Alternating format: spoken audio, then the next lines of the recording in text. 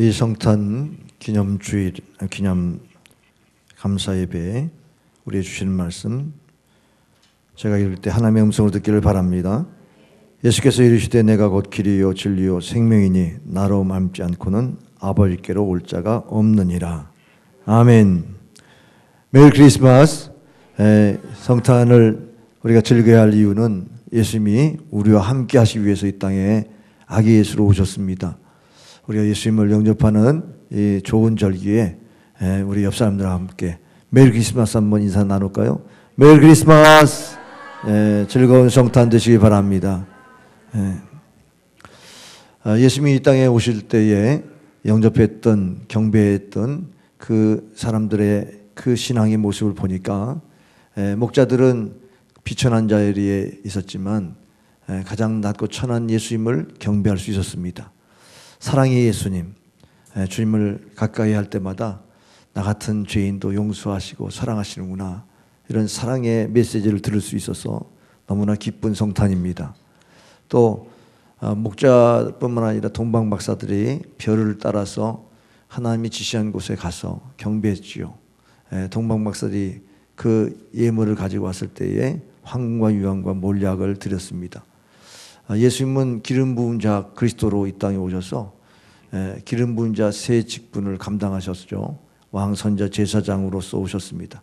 그래서 왕권을 인정하는 황금을 드리고, 그래서 주님을 왕으로 모시면서 경배했고요.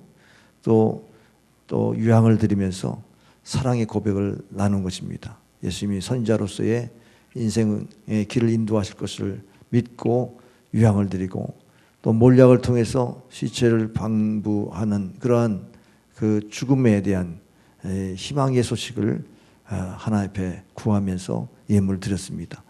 오늘 왕선자 제사장으로 오신 예수님을 여러분이 황금과 유황과 몰약, 다시 말해서 믿음과 소망과 사랑으로 주 앞에 경배할 수 있기를 바랍니다. 또 시므온과 안나 선지자는 그 성전을 떠나지 않고 예수님의 오실 것을 기도했는데, 하나님은 저기 시므온 같은 그 경건한 의인에게는 주님이 그가 죽기 전에 꼭 만나게 될 것이다 라고 하는 이런 예언까지도 받고 경배했던 것을 봅니다. 안나 선지자도 84세 동안에 결혼한 지 7년 후에 그렇게 과부 생활을 하면서도 털 성전을 떠나지 않고 아기 예수의 탄생 메시아를 기다렸던 것을 우리 주님께서 위로해 주시도록 하셨습니다.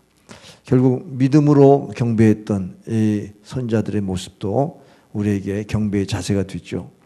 오늘 이 시간 우리가 주 앞에 나왔는데 정말 사랑의 주님 여러분이 영접하시고, 또 우리에게 소망을 주시고, 또 우리에게 그 믿음으로 나아갈 수 있는 길을 열어주시는 우리 예수님을 구주로 영접하는 시간이 되길 바랍니다. 한 해를 돌아보고 우리 신앙생활을 돌아보면 정말 세상에 사랑이 식어지는 세상 속에서 나도 사랑이 식어지지 않고 있는가, 불법이 성행하면서 우리는 다른 사람을 불신하는 믿음도 잃어버리지는 않는가, 또 우리의 미래가 너무 불확실하니까 미래의 소망까지 잃어버리고 있지는 않는가, 한번 오늘 성탄절에 자신의 신앙을 정말 구주로 믿고 신앙생활 한다면서 믿음, 소망, 사랑을 잃어버리지 않았는지 한번 자기 자신을 돌아보는 시간이 되길 바랍니다. 사실은 사람들에게 믿음을 잃어버리고 소망을 잃어버리고 사랑을 잃어버리면 사람들은 방황하게 되어 있습니다. 또 갈등하게 되어 있고 절망하게 되어 있습니다. 사람들은 길을 찾지만 길을 제대로 찾지 못함으로 방황하지 않습니까? 그 길이 뭐 취직이든지 직장을 얻는 것이든지 진학 또 이 길이든지 뭐 결혼의 길이든지 뭔가 나름대로 인생의 길을 찾습니다. 그러나 그 길 가운데에서 진정으로 자신에게 성취했다, 야 내가 이 길을 잘 가고 있다, 이런 확신 가운데에 길을 가고 있는 사람이 얼마나 많을까요? 길이 아닌 것을 열심히 가다가 다시 돌아와야 되는 이런 허무함, 길인 줄 알았더니 막힘이 있고 또 돌아가려니까 너무 후회스럽고, 그렇게 살아가는 많은 인생들 가운데에 우리가 예수님은 길이시다 오늘 말씀 선포하셨어요. 예수님이 나의 길이라는 이런 믿음을 가지고 여러분이 신앙의 길을 걷고 있는데 아직도 방황하고 계십니까? 아직도 길을 찾지 못하고 다른 길을 찾고 있습니까? 여러분, 종교가 뭘까요? 인생의 길을 찾지 못한 사람이 궁극적으로 길을 찾는다고 하는 것이 종교로 귀의하는 거 아니에요? 구도자의 인생. 뭔가 해답이 어디서 있을 텐데 그 해답을 찾는 것이 바로 종교인데, 사실은 종교는 저는 방향이라고 생각합니다. 어떻게 가야 되는가, 인생의 바른 방향을 알려주는 게 종교죠. 세상의 종교를 보세요. 그 종교에서 우리의 인생의 길이 바른 길인가 한번 생각을 해보십시오. 많은 종교를 이렇게 얘기합니다. 신은 우리가 등산로로 생각해보면 정상이 있는데 등산로가 다 동서남북 다 다르지만 결국 정상에서 만나지 않느냐. 그래서 기독교만이 구원의 길이 아니라 모든 사람들이 다 정상에서 만나기 때문에 불교도 그 철학을 통해서 자비를 구하면서 그 길을 가고, 또 유교도 또 인애를 구하면서 또 그 길을 가고, 기독교도 기독교의 사랑을 구하면서 그 길을 가서 결국 정상에서 만난다. 그러면서 종교를 또 동일한 종교로 이렇게 얘기합니다. 사실 그 종교가 같다고 하는 부분에 있어서 우리가 놓치지 말아야 될 것이 있는데, 바로 구원이라는 단어의 의미가 각각 다르다는 겁니다. 우리 기독교의 구원은 죄의 사함이 구원의 의미죠. 그러나 다른 종교의 구원은 어떤 해탈의 경지에 이르는, 또 새로 변화되어지는 새 생명, 새 인생, 이런 가치에 대한 것을 구원의 의미로 담고 있어요. 그렇기 때문에 종교가 방향이 다 다르지만 그 방향 속에서 바른 길을 가고 그리고 구원의 길을 갈 수 있는 것이 무엇인가를 성경은 분명히 우리에게 예수님은 길이라고 대답을 주셨습니다. 여러분이 이 길을 걸어가시면서 다른 종교에 대해서 여러분이 마음을 빼앗겨서 모든 종교 다 똑같아 이렇게 생각하지 않기를 바랍니다. 구원 얻을 이름은 다른 이름을 우리에게 주신 적이 없다고 성경은 말씀하고 있지 않습니까? 그래서 우리가 이 종교 안에는 종교 안에 윤리성이 있어야 합니다. 윤리성이 부재하면 그것은 길을 더 잃어버려요. 세상의 종교에 빠져버린다고 하는 게 뭡니까? 이게 사이비 종교도 있고요, 이단도 있고요. 종교에 잘못 들어갔다가 그냥 맹신주의로 빠져가지고 신비 체험이라든지 밀교 형식의 이런 종교 체험을 통해서 거기서 속박당해가지고 그 종교 안에서 길을 찾는 게 아니라 더 방황하게 되는 이런 경우도 많이 있는데, 그것에 구분할 수 있는 것이 윤리성이 있느냐는 거예요. 거기에 과연 이기적이고 자기 욕심을 채우는 이런 교리를 갖고 있다 그러면 그게 아주 우리에게는 종교가 아편과 같이 덫이 되지 않겠습니까? 종교 안에 자유가 없고 종교 안에 진리가 없다면 그게 종교가 우리에겐 독이 되지 않겠습니까? 그래서 우리는 바른 길을 가게 되어야 되는데, 그 길이 어디 있느냐라고 하는 것, 오늘 질문 앞에 주님은 답을 주셨어요. 나는 길이다. 예수님이 길이신 것을 우리는 기억해야 합니다. 사람들은 속도에 경쟁합니다. 속도를 경쟁하다 보니까 그냥 지금은 5G 시대가 열려가지고 이제는 인터넷 이 발달이 보통 속도가 아니잖아요. 실시간으로 다 가상현실이 다 이루어질 정도로 이런 시대에 우리가 살고 있습니다. 그러다 보니까 사람들도 경쟁하는데 바빠요. 그러나 여러분, 방향을 잃어버리고 경쟁하면요, 무너집니다. 제가 청년 때 제가 예수님을 확실히 붙잡은 게 뭐냐면, 우리가 방향을 잘못 잡고 열심히 달려가는데 이거 아니네. 그러면 어떻게 되겠어요? 허무하게 다시 원위치로 돌아와야 되잖아요. 그러니까 그런 허무함이 우리에게 있을 수 있어요. 키르케고르의 그러한 철학이 바로 그겁니다. 요한복음 15장에 나와 있는 포도나무 가지의 비유에서 가지가 포도나무의 줄기에 붙어 있지 않아요. 떨어져 나가서 생명을 잃어버리고 말라 비틀어지는지도 모르고 열심히 열매 맺는다고 했는데 결국 본래의 뿌리에 예수 그리스도가 계시지 않아서 인생의 그 허무함을 다시 회복하려면 다시 원위치로 돌아와야 된다는 겁니다. 우리의 인생 가운데 참으로 방향이 더 중요한 걸 기억하시기 바랍니다. 방향이 분명하면 좀 늦더라도 갑니다. 여러분, 철도라고 하는 게 레일로드가 있어가지고 거기만 올라가면 늦어도 목적지는 도달하잖아요. 근데 일반 도로는 어떻습니까? 자기가 내비를 키우고 가더라도 뭐 어디로 가야 될지 모르고 뭐 굉장히 새로운 길에 당황되기도 하고 두렵기도 하잖아요. 트래픽 걸리면 또 제대로 못 가죠. 가다가 또 다른 길 또 우회해서 간다고 하다가 더 늦기도 하죠. 그러나 이 철도는 그 길로 가는 겁니다. 늦어도 목적지는 가는 거죠. 뭐 트래픽도 없으니까. 그러니까 우리가 이 길이라고 하는 것이 우리 인생에 얼마나 우선적으로 중요합니까? 우리 예수님을 길로 여기고 주님을 따라가는 이런 제자들이 되기를 주의 이름으로 축원합니다. 우리가 진리를 우리가 모르면 갈등하게 돼요. 진리라고 하는 게 무엇일까요? 진리는 자유를 주는 것이 진리입니다. 예수님께서 진리를 알지니 진리가 너희를 자유케 하리라고 했어요. 여러분, 진리인 줄 알았는데 자유가 사라졌다. 그럼 진리가 아닙니다. 일리는 있는데 진리가 아닌 거예요.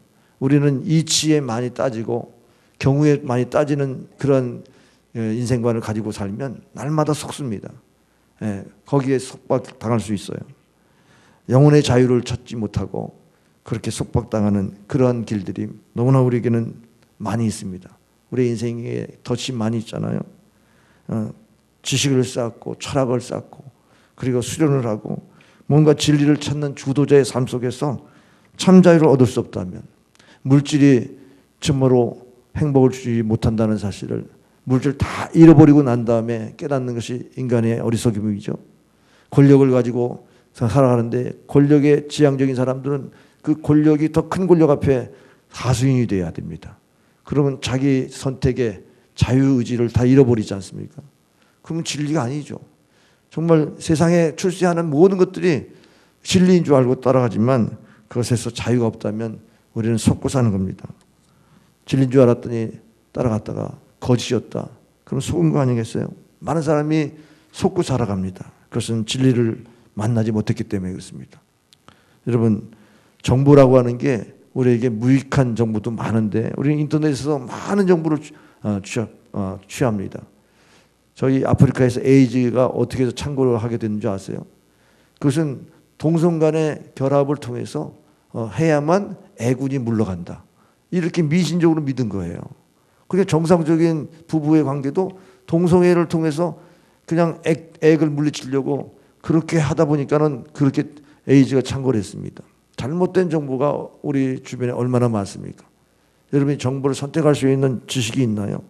근데 진리라고 하는 것도 이것이 다들 체험을 하면 그러면 사람이 그 진리에 딱 서가지고 뭐 다른 데 귀 기울이지 않고 흔들리지 않습니다. 근데 여기도 역시 도덕성이 뒷받침돼야 돼요. 뭐냐 하면 진실이 빠져버리면 어떻게 되겠어요? 여러분이 그것이 진리인 줄 알았는데 속인 거예요.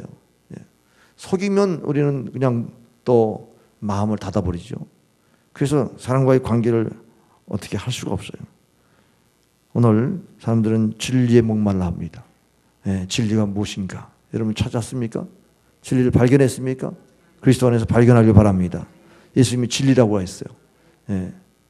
빌라도가 진리가 무엇이냐? 주님 앞에 진리를 물어요. 예수님이 내가 진리다. 주님이 진리라고 고백할 수 있었습니다. 인생은 생기를 잃어버리면 또 절망합니다. 여러분, 생명이라는 단어를 어떻게 생각합니까? 생명은 무엇을 의미합니까? 사람이 생명이 있다는 것은 생기가 있다는 거예요. 생기. 살아갈 의욕이 있다는 거예요. 살아갈 목표가 있다는 거죠. 그런데 살아있으나 그런 인생의 의욕도 없고 생기도 없으면 사람 구실을 못하는 거 아니겠어요? 그런데 많은 사람들이 생명을 얻지 못하고 살아가요. 몸은 살아있는 것 같은데 사람 구실을 못해. 그것을 우리는 생명이라고 말할 수가 없어요. 짐승도 생명이 있잖아요. 영혼이 없는 몸이 그것이 우리에게는 죽은 몸 아닙니까? 그러니까 산송장이라는 말을 쓰죠. 산송장은 사람이 그냥 먹고 그냥 사는데 짐승과 별로 다를 게 없어요. 뭐 생각이라든지 의지라든지 뭐 인간다움을 인격적으로 우리가 볼 수가 없단 말이죠. 그러면 뭐 시한부 인생과 같이 그냥 약물로 살아가는 인생과 뭐 비슷하겠죠. 그럼 우리가 생명이라는 것을 생기로 생각해 보세요. 생기. 우리가 어떻게 생기가 일어납니까? 우리 삶 속에서. 나를 동기부여하고 목표를 지향하게 나의 의지를 막 발동시키고 그럴 수 있는 그런 생기가 어디서 옵니까? 여러분 개인적으로 내가 스스로 노력해야지. 아침에 건강을 유지하기 위해서 운동도 하고 생기 발랄하게 마음을 고쳐먹고 밝게 생각해야지. 여러분 그렇게 한다고 생기가 있나요? 인생의 목표를 잃어버리면 생기도 무너지지 않습니까? 그래서 이 생기를 저는 우리가 현실 가운데 가장 우선적인 것이다. 사람이 많은 것을 소유해서도 죽으면 무슨 소용이 있어요? 그것이 무슨 유익이 되겠습니까? 그런 모든 현실보다 우선이 바로 생명인데 여러분 이 생명에 대해서 생기에 대해서 어떻게 생각합니까? 야 오늘 먹고 살 거 있으니까 됐다. 아닙니다. 내 삶의 의미를 주는 생기를 주는 이 은혜가 우리에게 없으면 여러분이 살지만 풍성하게 살 수가 없어요. 우리 예수님은 생명을 얻게 하고 더 풍성케 하려고 이 땅에 오셨다고 그랬습니다. 여러분 삶이 지금 풍성합니까? 예수님을 믿는 우리들에게 예수님은 과연 우리에게 생명의 주이신데 우리를 생기를 주셔서 생기 있게 살아갈 수 있는 원동력이 되는가 한번 돌아보세요. 왜 예수님 믿고 이렇게 패배적으로 그냥 시대에 빠진 사람들처럼 그렇게 살아갑니까? 우리 인생의 목표가 하나님의 영광을 위해서 구하라고 했는데 그런 목표를 잃어버리지 않았습니까? 그런 목표가 왜 잃어버렸어요? 예수님과 나와의 관계의 문제죠. 예수님이 나에게 목숨을 버리셨잖아요. 나를 살리기 위해서 나는 자신의 목숨을 버리시기까지 우리를 사랑하셨잖아요. 그 관계를 우리가 유지해야 생명이 유지된다는 말이죠. 여러분 예수님이 우리를 위해서 죽으셨다고 하는 게 그냥 뭐 처음 예수 믿을 때 처음 듣는 복음이 아닙니다. 이런 목숨을 바꿀 수 있는 그것이 바로 사랑 아닙니까? 하나님 우리를 얼마나 사랑했으면 자신의 목숨을 내어주기까지 우리를 사랑하셨겠는가? 이 무조건적인 사랑, 희생적인 사랑, 이 사랑이 세상에서 우리가 발견될 수 없잖아요. 그러니까는 생명을 잃어버린 사람들이 결국은 절망합니다. 그러나 오늘도 우리는 절망을 이길 수 있는 힘은 예수님이 나를 사랑하셨다는 거예요. 십자가에서 나를 죽으시기까지 나를 사랑하셨다는 이 믿음이 있을 때에 우리는 절망에서 다시 생기를 얻고 일어날 수 있게 되는 줄 믿으시길 바랍니다. 여러분의 삶 속에 생기를 잃어버릴 때마다 주님과 나와의 관계를 회복하셔야 돼요. 주님이 나를 위해서 죽으셨다는 거예요. 이 사실에 대한 믿음을 또 회복하셔야 돼요. 하나님의 사랑, 이 하나님의 사랑을 잃어버리면 사람의 모양은 있지만 그 속에 진실이 없고 그리고 그 안에 사랑을 실천할 수 있는 힘이 없어요. 그러면 사람이 남녀 간의 사랑 그것도 실패할 수밖에 없죠. 그런 순수한 사랑이 아닌 입장에서의 사랑은 결국 거짓으로 인해서 진실을 잃어버린 그런 관계가 되면 관계가 깨지지 않습니까? 진실 없는 사랑 참으로 마치 좋은 나무에서 그 죽은 나무에서 꽃피기를 원하는 사람과 같아요. 무성한 잎속에서 진실이 무너지면 그 열매를 맺지 못하는 그 나무와 같은 것입니다. 모든 것이 생명 안에는 바로 이렇게 진실함과 사랑이 들어가 있어야 한다. 북한에서 지금 비핵화 얘기하지만 비핵화를 우리는 믿고 있습니까? 김정은은 북의 핵을 포기하면 정권을 포기하는 것 같은데 본인이 포기하겠습니까? 그러니까 거기 진실이 없는 거예요. 진실 없는 평화가 참 평화 되겠습니까? 우리는 진실을 가지고 만나야 되는데 아무리 정상회담 하면 뭐합니까? 진실이 없는데 그 진실이 어디서 와요? 주님이 진리이시다. 주님이 진리이시다. 주님의 진리를 붙잡는 사람에게 진실이 오죠. 할렐루야. 그 도덕성이 준비될 수 있는 것 그게 어떻게 김정은에게 우리가 바랄 수 있는지 모르겠어요. 국제사회는 계속 경제 제재를 하면서 국제사회로 나오라고 했는데 진실을 포장하고 나오면 또 속는 거죠. 그래서 세계에 그렇게 탄압국, 인권 탄압국으로 지금 14년째 유엔에서 결정하는데 그런 나라를 경제 제재하는 거 마땅하다는 거예요. 세계에서 지금 이렇게 압박하는 시대가 언제 있었습니까? 통일에 가까웠다는 사인도 됩니다. 저들이 진실로 나오면 이제는 살 길이 열려요. 경제가 풀리고 대한민국 통일도 되고 복음 통일이 이루어진 줄 믿으시길 바랍니다.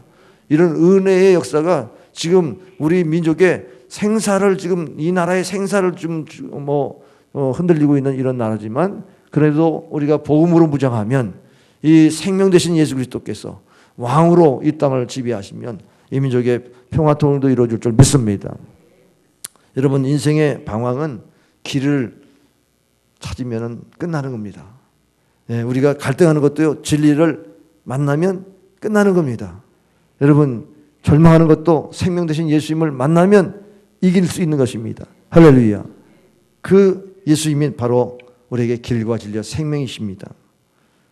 여러분이 마치 바다에 배가 항해하다가 그 풍랑을 만나서 좌초하게 생겼는데 그 등대를 만났어요. 그럼 등대의 빛을 향해서 가지 않습니까? 우리 인생은 바로 그럽니다.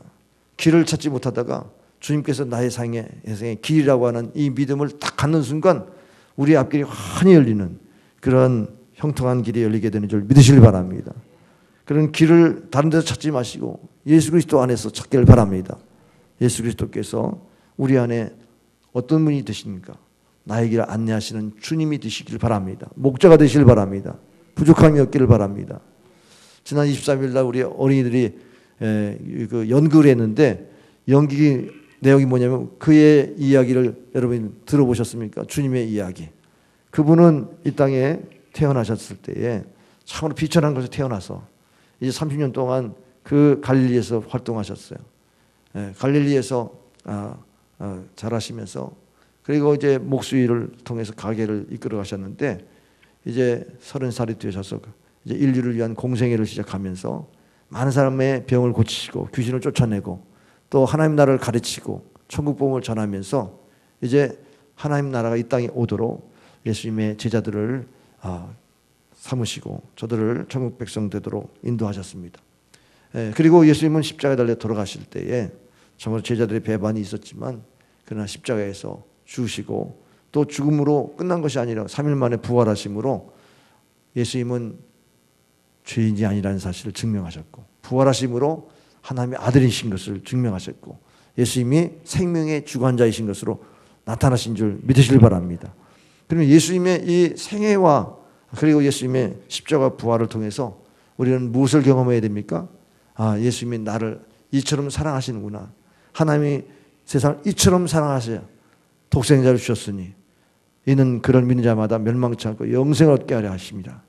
이런 믿음을 갖도록 우리 예수님께서 이 땅에 그런 생애를 사신 줄 믿으시길 바랍니다. 참으로 우리가 예수님의 부활을 믿지 않으면 예수님은 성인에 불과합니다. 우리 어린이들이 예수님 누구예요? 그러니까 참 좋은 분. 아유, 한 걸음 더 나가야 되네. 구세주. 그랬으면 얼마나 좋을까? 우리 어린이들이 그런 믿음의 고백이 되기를 기도해 주시기 바랍니다.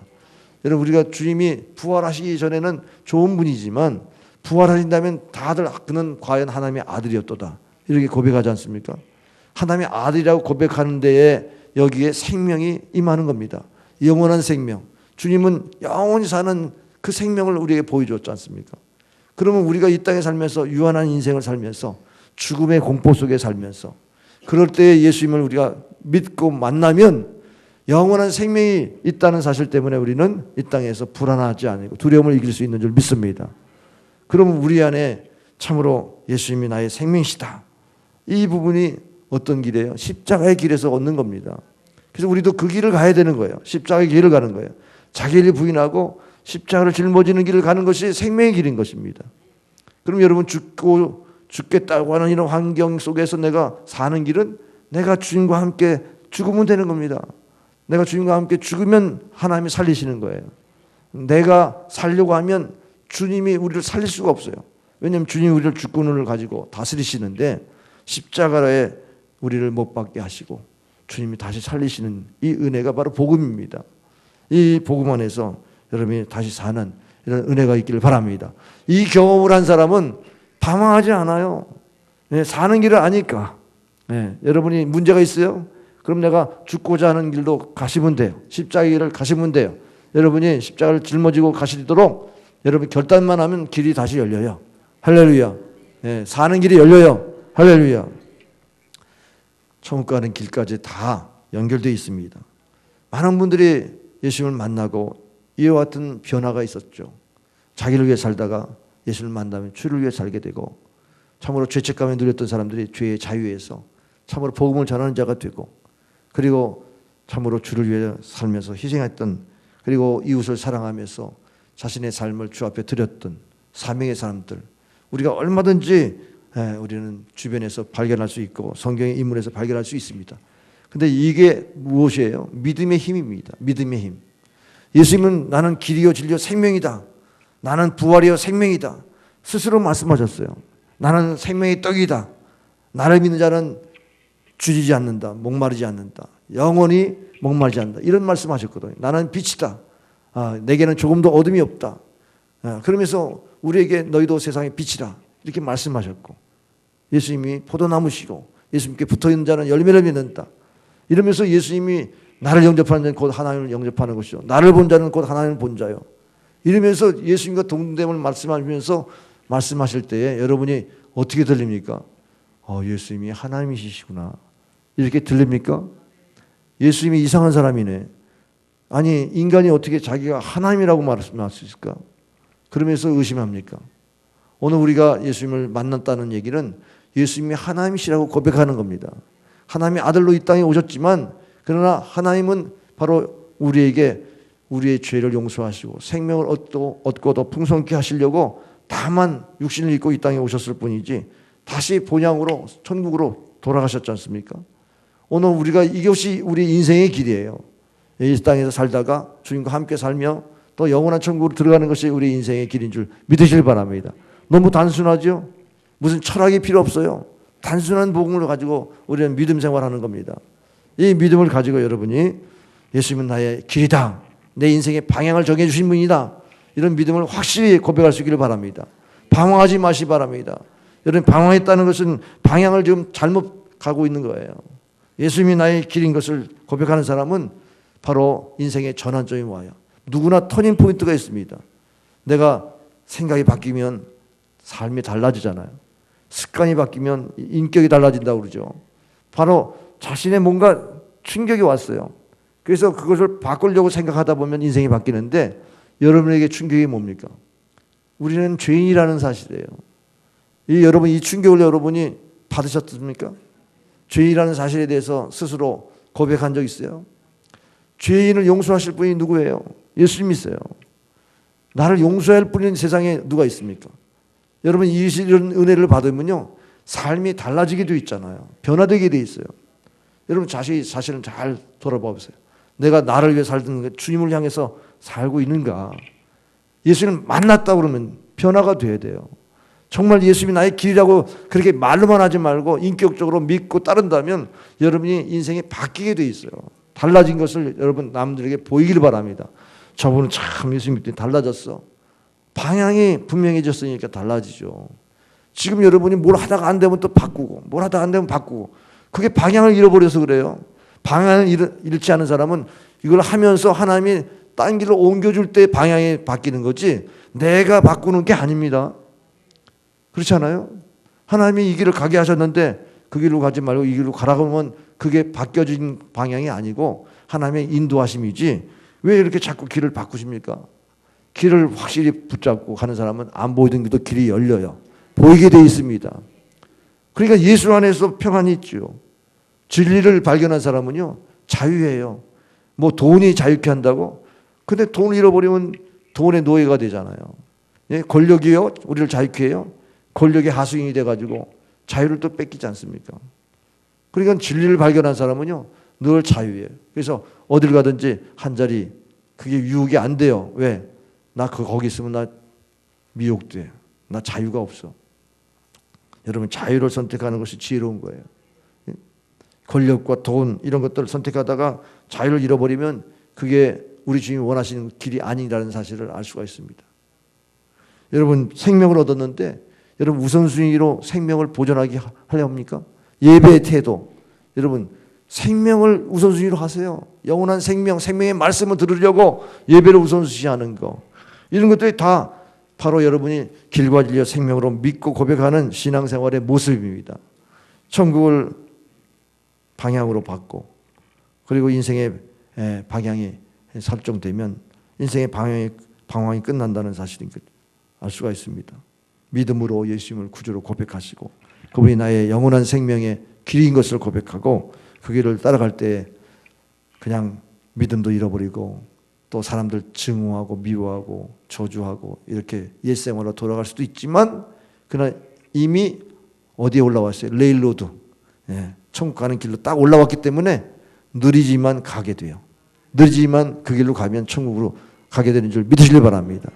그래서 여러분이 지금 그 길에 올라탔는가가 중요한 겁니다.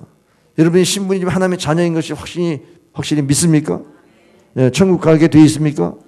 여러분이 지금 상태에 지금 방황할지라도 그 길로 올라선 것이 더 중요합니다. 그게 방향이 중요하다는 말이 그거예요. 속도보다 방향이 중요하다.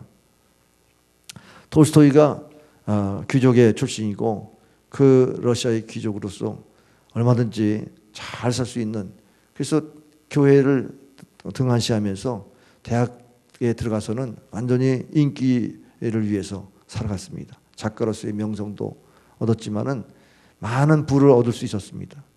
그래서 이제 결혼하고 13명이라는 자녀를 낳아서 행복할 줄 알았는데 삶에 의미가 없다라는 거예요.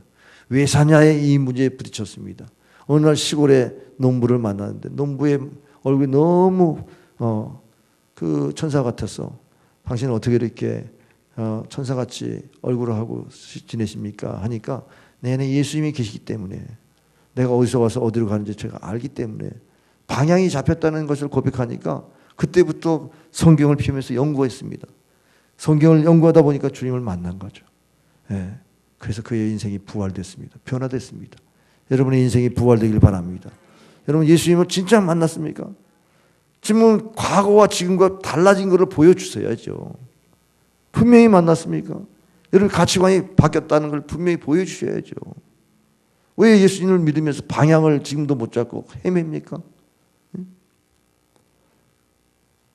소유를 많이 얻는다고 그래가지고 그것이 탐욕이 되고, 탐욕이 결국은 자유를 속박한다면 그 돈이 우리를 속인다는 거죠. 여러분이 가만히 생각해 보세요. 많이 소유했는데 나누지 못하면 그것이 나중에 여러분에게는 독이 돼요. 그것을 뺏으려는 사람들이 도둑질하고, 이 땅의 것은 도둑질하고 동력이 먹지만은 하늘의 것은 동력이 없는 곳이기 때문에 쌓이는 곳이잖아요.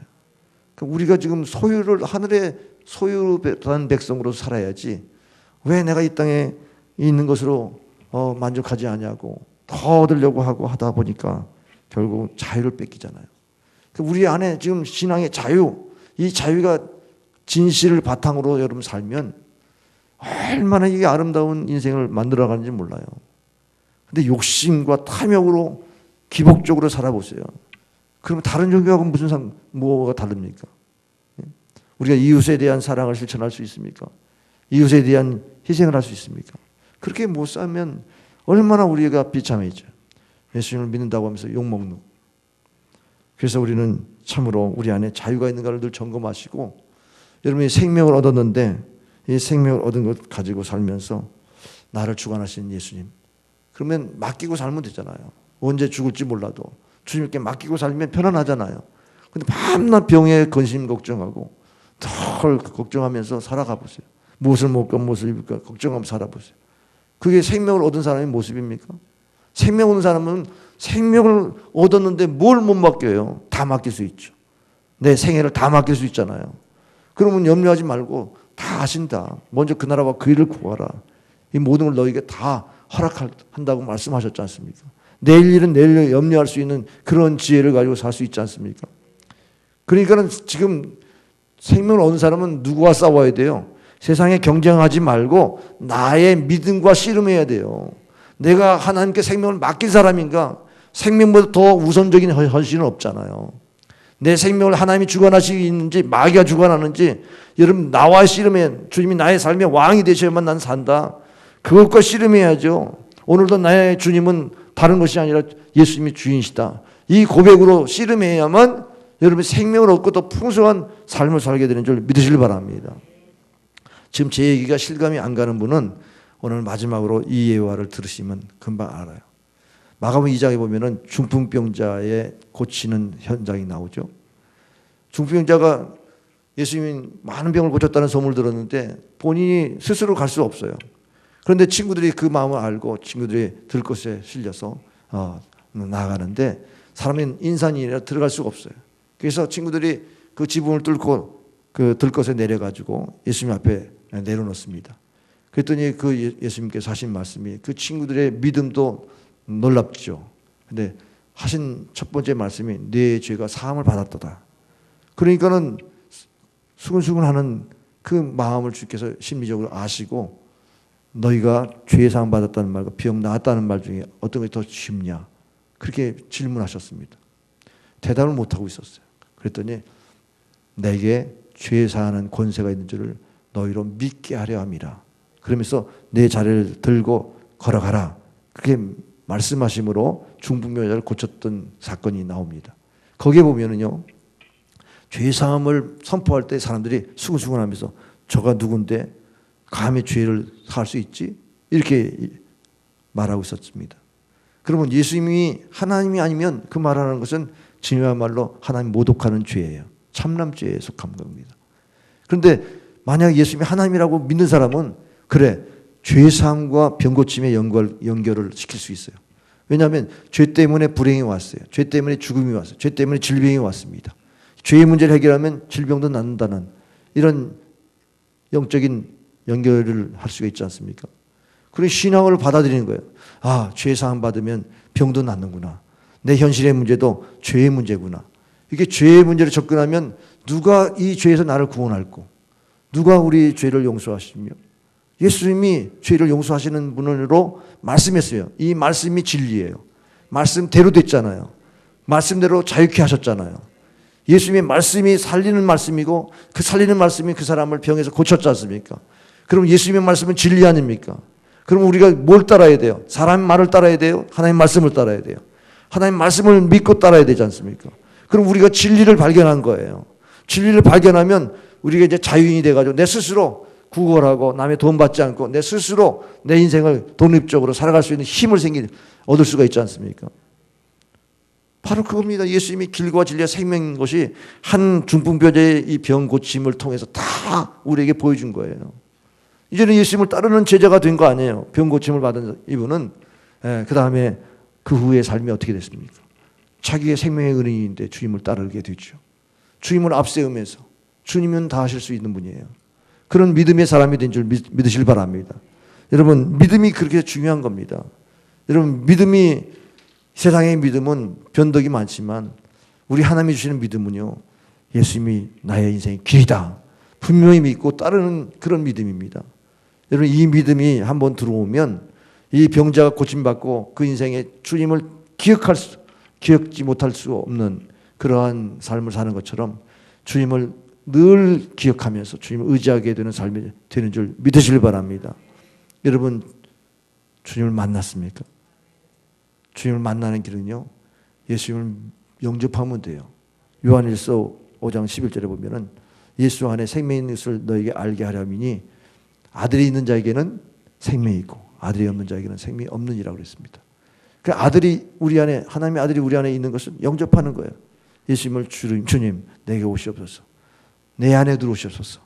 예수님을 영접하면 됩니다. 영접하는 자에게는 하나님의 자녀가 되는 권세를 주신다고 했습니다. 하나님의 자녀, 아버지라고 하나님을 아버지를 부를 수 있는 이 권세를 갖기를 바랍니다. 바로 이 권세가 여러분이 이제 살아가면서 이제 레일로드 위에 딱 올라와서 이제 천국에 가는 길에 올라선 겁니다. 그러면 이제는 여러분이 길 대신 예수님을 따르면 되죠. 예수님을 따르는데 진리 안에서 자유할 수 있느냐? 그 부분과 씨름하는 겁니다. 예수님이 나의 삶의 주인 되도록 여러분들 영접하는 이런 삶을 살기를 바랍니다. 오늘 성탄절에 예수님이 이 땅에 오셔서 죄에 속박당한 자를 해방시키기 위해서 오셨습니다. 참으로 이 사망의 권세 아래서 두려워하는 백성들을 건져내시기 위해 이 땅에 오셨습니다. 예수님은 우리의 삶의 주인 되셔서 영원한 천국으로 인도하시기 위해서 오셨습니다. 왕선자 제사장 되신 예수님께서 이 땅에 오셨으니 예수님을 나의 주, 나의 하나님으로 영접할 수 있기를 바랍니다. 그것을 우리를 참으로 천국 가는 길을 안내하실 뿐만 아니라 우리가 생명을 얻되 더 풍성히 얻게 되는 삶을 살게 하시는 줄 믿으시길 바랍니다. 오늘 길이 아닌 것에 길이라고 착각하고 살았던 여러분의 인생을 돌이키시고 또 이렇게 갈등하면서 사랑의 순수성을 잃어버리고 관계에 파괴되고 절망하면서 그렇게 살았던 여러분에게 주님이 진리가 되셔서 여러분을 자유케 하시는 이 은혜로 갈등도 이기시게 하시고, 그리고 예수님께서 여러분의 생명을 다 내어주기까지 사랑하셨다는 이 사실을 기억하면서, 사랑은 사람을 살립니다. 그 사랑을 여러분 받으시고 예수님의 그 생명 넘치는 그 사랑 안에서 넉넉히 세상을 이길 수 있기를 바랍니다. 예수님을 나의 구주로 영접하시길 바랍니다. 우리 한번 가슴에 손을 얹고 오늘 성탄절에 예수님을 다시 한번 나의 왕으로 영접합시다. 저를 따라합시다. 예수님, 길과 진리와 생명 되신 예수님을 나의 구주로, 나의 하나님으로 내 마음에 영접합니다.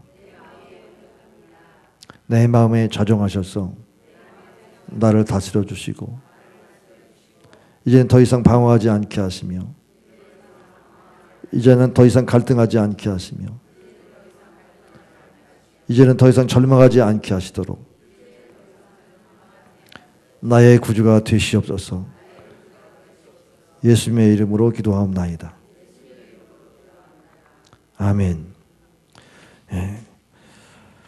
오늘 예수님을 왕으로 다시 한번 영접한 우리 모든 성도들에게 방황은 끝나시기 바랍니다. 갈등은 끝나시기 바랍니다.